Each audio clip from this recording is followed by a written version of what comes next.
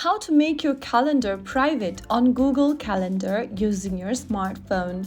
Hi everyone, welcome back to Wake&Tech. If you are using Google Calendar and want to keep your events private on your phone, then here's how you do it. First things first, launch the Google Calendar app on your phone and make sure you're logged in using your Google account's credentials. Now from your calendar homepage, go ahead and select an event you want to make private and tap on the event once again. Now once you come across this event info section, go to the upper right corner and tap on the pencil icon. After you do that, scroll down and then look for the public drop-down or the private drop-down, whichever you have now, and select your visibility option. To make your event private, select private. If you want to mark it public, choose public from the option. So after you do that, click save at the top right corner to save your changes. And that's how you easily make your calendar or an event private on Google Calendar.